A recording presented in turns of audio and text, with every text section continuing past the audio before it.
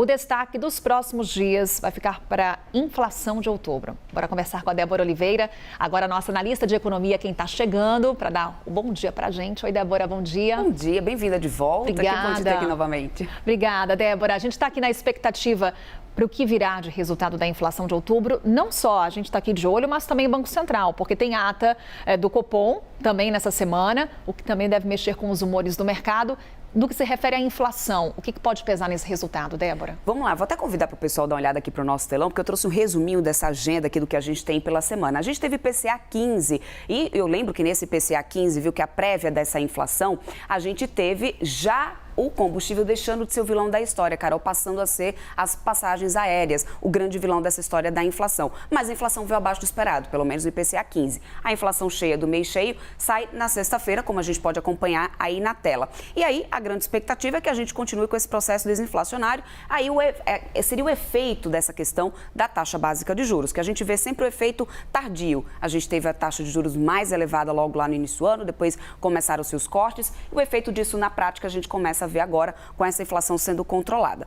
Isso sexta-feira, a grande expectativa, o dado importante da semana. Além disso, relatório Focus para hoje, onde a gente pode ver mais uma vez, né, uma mudança nessa trajetória aí da inflação aqui no Brasil. A gente já tem visto o boletim Focus há semanas fazendo uma atualização da expectativa por essa inflação. Isso pode acontecer novamente hoje, mais uma vez, sem ter ali a gasolina mais como vilão, pelo menos não para esse mês. A gente vai confirmar isso na sexta-feira.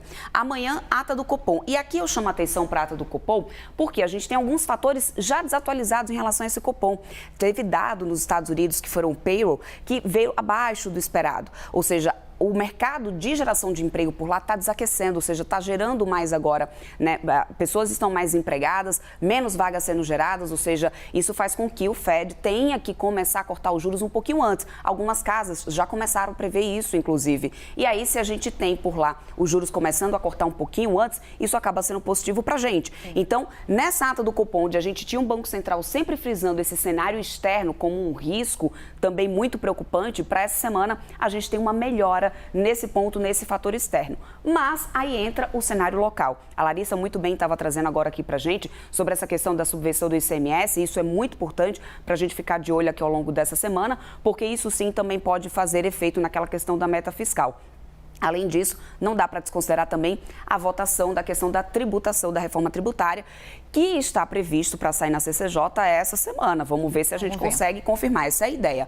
Então, temos pesquisa do comércio também para quarta-feira, ata do Copom é muito importante a gente ficar de olho amanhã, boletim Focus hoje e IPCA na sexta-feira, mas a temporada de resultados. Petrobras essa semana também tem número para ser divulgado, Itaú, ou seja, Bancão também divulgando o número, isso tudo deve mexer com o mercado. E aí eu chamo aqui para a nossa próxima tela, que fechou na semana passada, depois desse dado aí do payroll nos Estados Unidos, super animado, cara. Olha só o que deu aqui no Ibovespa na sexta-feira, 2,70% de alta, 118 mil foi onde a gente já chegou a atingir na sexta-feira, com apenas uma ação ficando no negativo na sexta-feira, que foi a Suzano, porque o dólar baixou um pouquinho, empresas são ligadas à exportação, sente um pouco mais quando o dólar está abaixo, mas o restante, todo mundo ali em alta, animado com essa questão dos Estados Unidos, está realmente ali mostrando sinais de que a economia começa a desaquecer um pouco mais. No mês, então, a gente fechou com o Ibovespa no alta de 4,29%.